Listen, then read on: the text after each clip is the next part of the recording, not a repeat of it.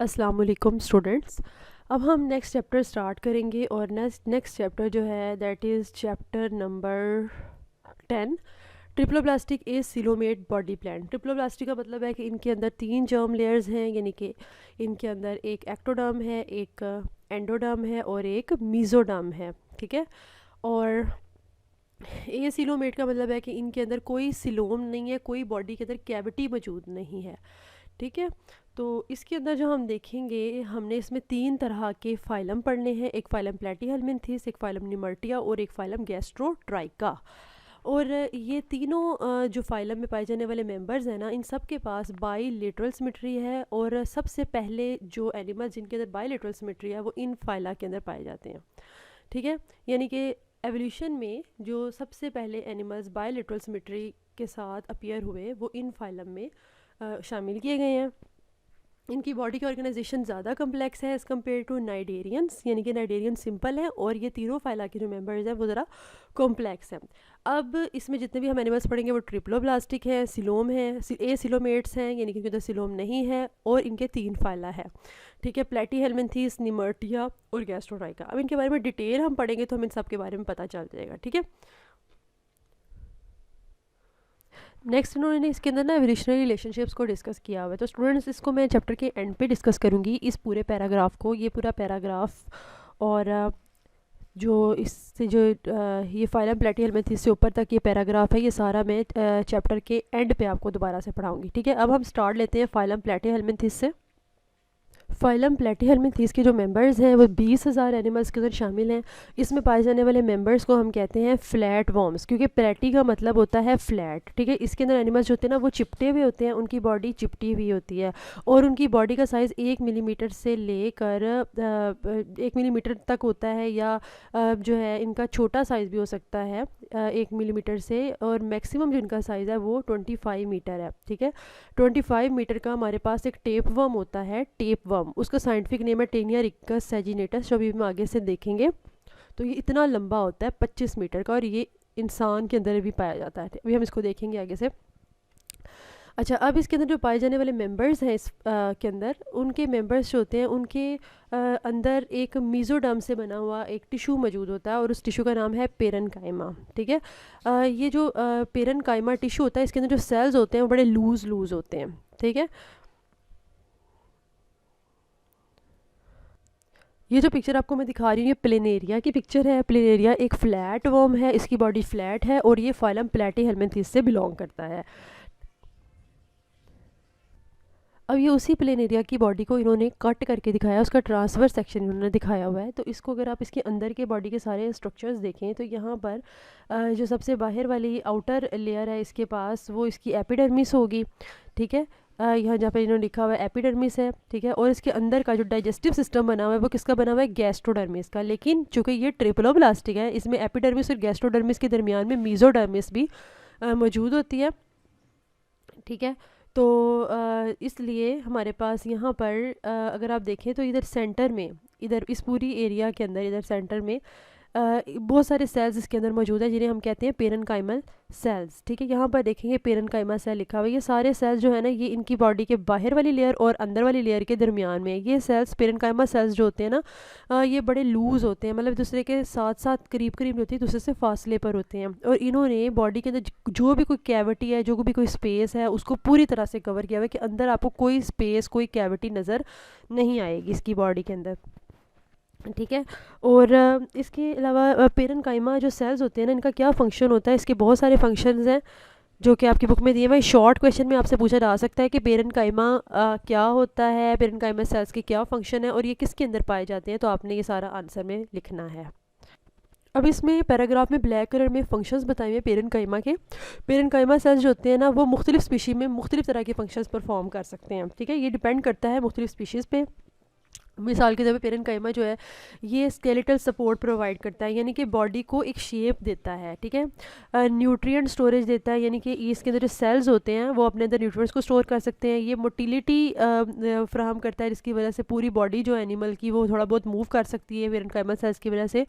इसके अलावा parenchyma sales में रिजर्व होता है रीजनरेटिव सेल्स का। पेरेन्काइमा सेल्स जो होते हैं ना, इनके अंदर कुछ ऐसे भी सेल्स होते हैं जो कि अगर इस एनिमल की बॉडी पे कट आ जाए ना, तो पूरा एनिमल जो है वो रीजनरेट करवा सकते हैं, ठीक है। तो इसलिए इनको हम कह सकते हैं कि इसके अंदर ऐसे भी सेल्स मौजूद होते हैं जो कि बॉडी की रीजनरेशन करवा सकते हैं। इसके अलावा इनके अंदर जो सेल्स होते हैं वो क्या करते हैं कि वो मटेरियल्स को पकड़ते हैं और उन्हें एक जगह से दूसरी जगह लेकर जाते हैं, ट्रांसपोर्ट भी करते हैं। इसके अलावा जो सेल्स हैं उनका आपस में एक दूसरे के साथ और टिश्यूज़ के साथ जो है इंटरेक्शन भी होता है, ठीक है। इसके अलावा मॉर्फोजेनेसिस जो है में अहम रोल प्ले करते हैं कि जब डेवलपमेंट जब छोटा प्लेनेरिया होता है सपोज़ कर लें, तो तब आहिस्ता आहिस्ता जब उसने ग्रो करना है, उसके ऑर्गन्स बनने हैं, तो ये सेल्स जो हैं ये मॉडिफाई होके इसकी जो बॉडी के स्ट्रक्चर्स बना सकते हैं, इसे कहते हैं मॉर्फोजेनेसिस, ठीक है। इसके अलावा और ये ऑक्सीजन भी स्टोर करते हैं ये सेल्स, और इसके और भी बहुत सारे ऐसे फंक्शंस हैं जो कि अभी तक हमें पता भी नहीं है, ठीक है। अब हमने जो फाइलम प्लेटीहेल्मिन्थेस अभी पढ़ा है, इससे पहले हमने फाइलम नाइडेरिया पढ़ा था। तो ये जो फाइलम प्लेटीहेल्मिन्थेस पढ़ा है, ये एवोल्यूशन के हवाले से ये वो पहला फाइलम है जिसके अंदर organ system level of classification develop हुई थी। जो नाइडेरिया था उसके अंदर कोई भी ऑर्गन्स नहीं था, उसके अंदर टिश्यूज़ थे, ठीक है। तो जो पोरीफेरा था उसके अंदर तो टिश्यूज़ भी नहीं थे, ठीक है ना। तो नाइडेरिया वो पहला था जिसके अंदर आपने टिश्यूज़ देखे थे। इसके अंदर आपने क्या देखा है, इसमें आपने ऑर्गन लेवल ऑफ ऑर्गेनाइजेशन देखी है, ठीक है। तो ये एक सिग्निफिकेंट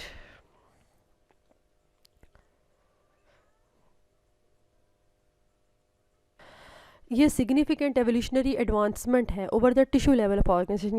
यानी कि अगर हम कहें कि ज़्यादा बेहतर क्या है, टिश्यू लेवल ऑफ ऑर्गेनाइजेशन बेहतर है कि ऑर्गन लेवल ऑफ ऑर्गेनाइजेशन बेहतर है, तो एवोल्यूशन के हवाले से हमारे पास जो ऑर्गन लेवल ऑफ ऑर्गेनाइजेशन है वो ज़्यादा बेटर है। इसके बाद इन्होंने बताया है कि इस फाइलम को हमने 4 क्लासेस में डिवाइड किया है। 4 क्लासेस कौन सी हैं? पहली क्लास है इसकी क्लास टर्बलेरिया, ठीक है। और क्लास टर्बलेरिया के अंदर जो फ्लैटवर्म्स पाए जाते हैं वो फ्री लिविंग है, यानी कि वो पैरासाइट नहीं है, वो आज़ादाना रहते हैं, किसी भी होस्ट के अंदर नहीं रहते। सेकंड है मोनोजीनिया, क्लास मोनोजीनिया, और थर्ड है क्लास ट्रीमाटोडा, और फोर्थ है क्लास सिस्टोइडिया, ठीक है। अब जो करेक्टरिस्टिक्स हैं फाइलम प्लेटीहेल्मिन्थेस की, वो सारी करेक्टरिस्टिक्स जो है हमें वन बाय वन हम इसको डिटेल में पढ़ेंगे, तो हमें इसके सारे करेक्टर्स बहुत अच्छी तरीके से पता चल जाएंगे। वो हम एंड पे फिर इसको जब ये फाइलम ख़त्म हो जाएगा तो हम इसको डिस्कस कर लेंगे। क्लास टर्बलेरिया के बारे में ये टेबल हमारे पास एक क्लासिफिकेशन है पूरी फाइलम प्लेटीहेल्मिन्थेस की, इसमें क्लास टर्बलेरिया दी हुई है इन्होंने। इसके जो मेंबर्स इन्होंने बताए हैं वो कन्वोल्यूटा, नोटोप्लाना और ड्यूजीसिया है। इन तीनों की पिक्चर्स मैंने निकाली हैं, वो आपको पहले दिखा देते हैं।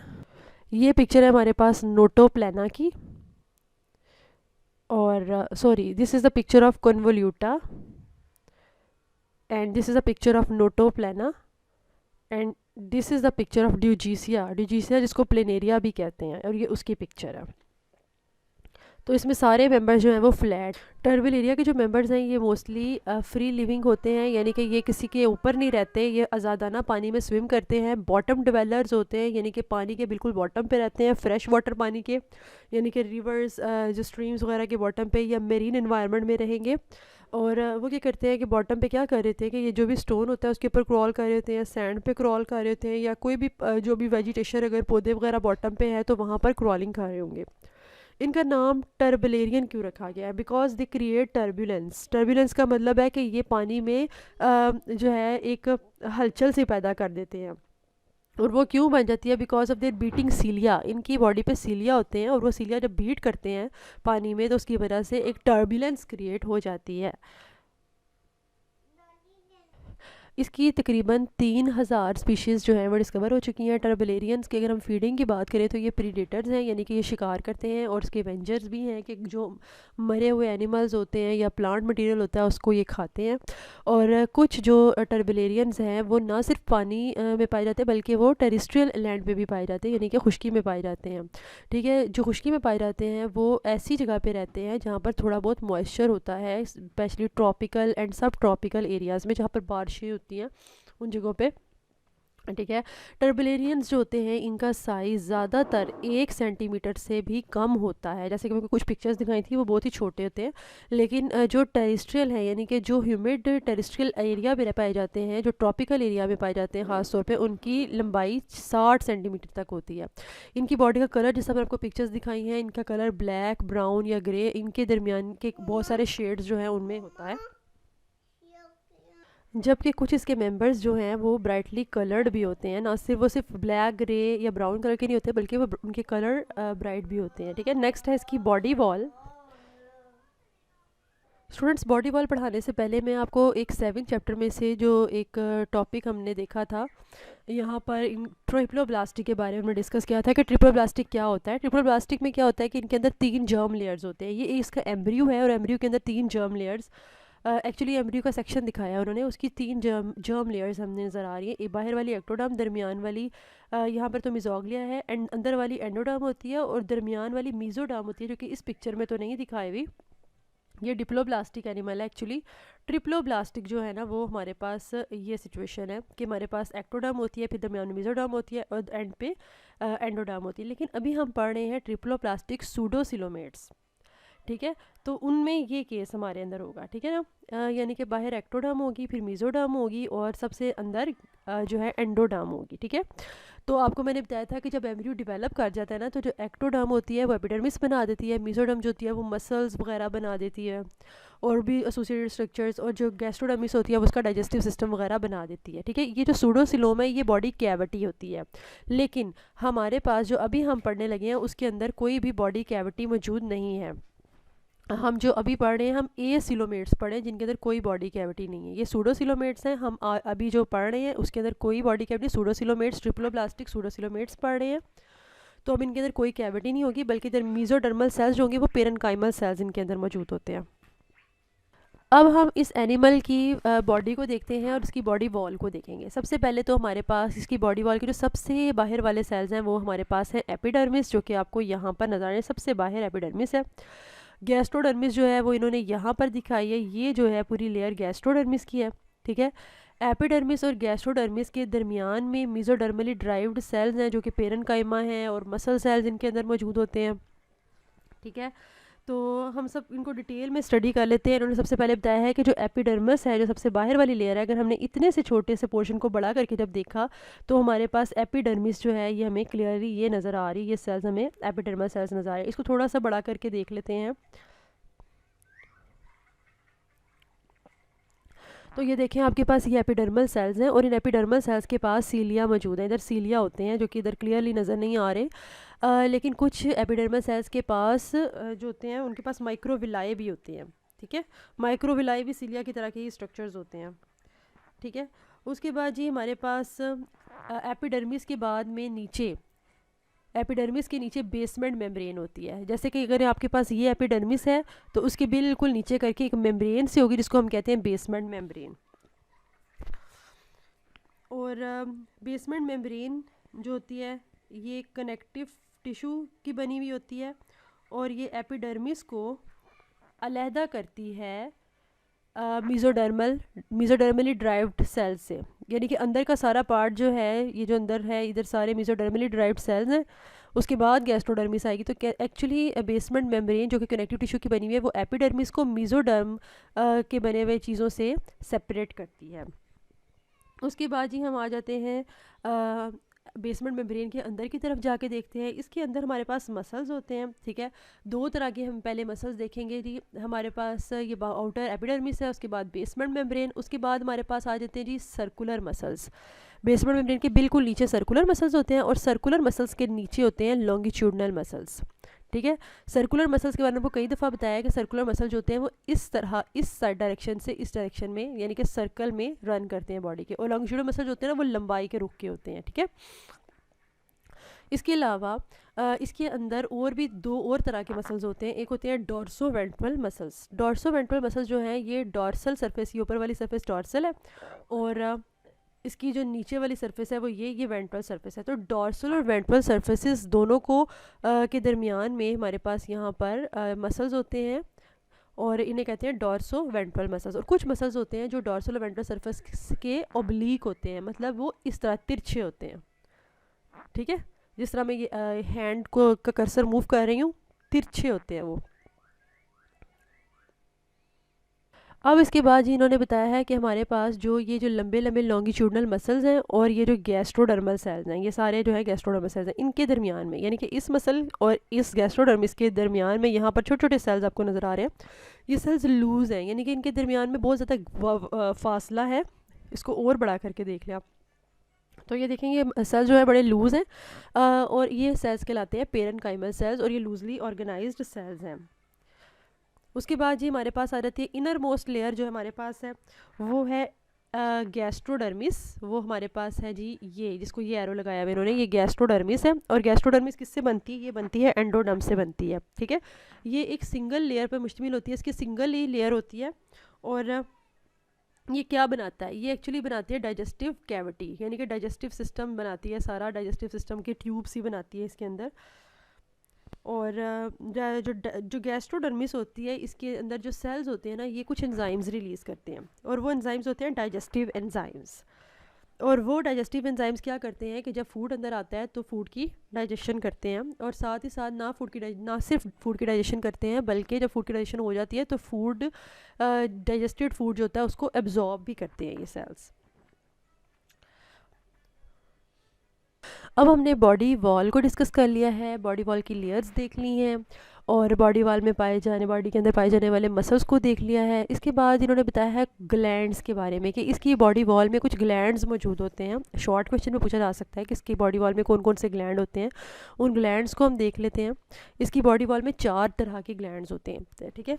जो पहला ग्लैंड है इसके अंदर, वो है रेप्टाइड्स, ठीक है। ये रेप्टाइड सेल लिखा हुआ है यहाँ पर। ये रेप्टाइड सेल कहाँ पर है? ये एक्चुअली एपिडर्मिस की लेयर को ही इन्होंने सारा बड़ा करके एक्चुअली दिखाया हुआ है। तो ये एपिडर्मिस के अंदर ही बनते हैं, एपिडर्मल ओरिजिन है इसका, यानी कि एपिडर्मिस के अंदर बनता है। रेप्टाइड सेल जो होता है ये रॉड की तरह का होता है, और जब ये स्वेल कर जाता है, जब ये सूज जाता है ना, तो ये अपने अंदर से म्यूकस रिलीज़ करता है, जिसकी वजह से म्यूकस जो होता है इसकी पूरी बॉडी को कवर कर लेता है। म्यूकस जो होती है वो इसकी पूरी बॉडी को जब कवर कर देती है तो वो इसके लिए प्रोटेक्शन का काम करती है। और जब ये म्यूकस शीट इसकी बॉडी को कवर करती है तो क्या प्रोटेक्शन इससे मिलती है? एक तो ये खुश्क नहीं होता, यानी कि ये डेसिकेशन से बच जाता है, ड्राइनेस से बच जाता है। और समटाइम्स जब ये जो है इसके ऊपर कोई हमला करता है तो ये अपने ऊपर जो है म्यूकस की वजह से ये बच जाता है, यानी कि ये अटेम्प्टेड प्रिडेशन से बच जाता है, ठीक है। ये तो हो गया रेप्टाइड सेल, ये पहला सेल था। दूसरा ग्लैंड सेल जो होता है इसके अंदर हमारे पास एक और ये नज़र आ रहा है, ये ग्लैंड सेल्स का नाम नहीं इन्होंने लिखा हुआ। ग्लैंड सेल्स जो है हमारे पास इसके अंदर मज़ीद 2 तरह के होते हैं। एक जो है ग्लैंड सेल होते हैं एडहेसिव ग्लैंड सेल्स, और एक होते हैं रिलीज़र ग्लैंड्स, ठीक है। जो एडहेसिव ग्लैंड्स होते हैं उनका क्या काम होता है कि वो अमूमन इसकी वेंट्रल सरफेस पे होते हैं, यानी कि उस सरफेस पे होते हैं जो कि सबस्ट्रेट के साथ टच करती है। उनका क्या काम होता है कि इसको सबस्ट्रेट के साथ जोड़ के रखना, उसके साथ अडहेयर करके रखना, अटैच करके रखना। और जब इसने उस सरफेस से उतरना होता है तो जो रिलीज़र ग्लैंड्स होते हैं वो उस अटैचमेंट को रिलीज़ कर देते हैं, उसको डिज़ोल्व कर लेते हैं। Students, this is the locomotion of planaria. अगर आप देखें यहाँ पर, ये देखें, ये लोकोमोशन है प्लेनेरिया की, ये देखें। और ये साथ फीडिंग भी कर रहा है और ये लोकोमोशन भी शो कर रहा है इसमें। ट्रिबलेरियंस जो हैं, जो कि जिसमें प्लेनेरिया शामिल है, ये पहले ग्रुप है एनिमल के जिनके अंदर बायलेटरल सिमेट्री जो है वो नमूदार हुई। बायलेटरल सिमेट्री जो होती है वो उन एनिमल्स में पाई जाती है जो ज़्यादा एक्टिव होते हैं, लिहाजा ये ट्रिबलेरियंस जो है वो ज़्यादा एक्टिव है। आपने इसकी लोकोमोशन अभी देखी है, कितनी स्पीड से ये मूव कर रहा था। ये आमतौर पर पानी के बॉटम में रहते हैं, बॉटम डिवेलर होते हैं, और ये क्या करते हैं कि ये ग्लाइडिंग करते हैं सबस्ट्रेट के ऊपर। आपने देखा ना किस तरह फिसलता हुआ वो आगे जा रहा था, इसे कहते हैं ग्लाइडिंग। ये मूव किस तरह करते हैं कि इनके अंदर सीलिया, इनके पास सीलिया मौजूद होते हैं, इनकी वेंट्रल जो साइड होती है ना, जो उसको सरफेस को टच कर रही होती है, उसके ऊपर सीलिया होते हैं। और इसके अलावा ये मस्कुलर अंडुलेशंस भी प्रोड्यूस करते हैं। आपने देखा था कि इसके ये मुड़ भी रहा था, जब मुड़ रहा था उसके मसल्स बेंड कर रहे थे। जब ये मूव करते हैं तो ये साथ ही साथ म्यूकस रिलीज़ करते जाते हैं। एक जहाँ से गुजरते हैं ना, वहाँ पर म्यूकस की एक लेयर बन जाती है, और वो म्यूकस की लेयर जो होती है वो इनको अब जो वो म्यूकस रिलीज़ करते हैं उसका ये फ़ायदा होता है कि उसकी वजह से ये चिपक सकते हैं, एडहेजन कर सकते हैं, उसके ज़रिए से ये चिपक जाते हैं। और दूसरा ये कि जब ये मूव करते हैं तो इनको सीलिया अपने जो है इस्तेमाल करने होते हैं, तो सीलिया जो होते हैं ना उनको वो उस म्यूकस को पकड़ लेते हैं, यानी कि ट्रैक्शन का मतलब है उस म्यूकस को पकड़ लेते हैं और फिर वो आहिस्ता आहिस्ता जो है आगे की तरफ मूव करता है। और इसकी वेंट्रल सरफेस जो होती है उसके ऊपर बहुत ज़्यादा मिकदार में सीलिया होती है, जबकि इसकी डॉर्सल सरफेस पे सीलिया बहुत कम होते हैं। इसकी फ्लैट बॉडी होती है जिसकी वजह से ये बड़ी आसानी से और तेज़ी इफ़ेक्टिवली लोकोमोशन शो करता है। देन है न्यूट्रिशन और डाइजेशन देखेंगे इसमें।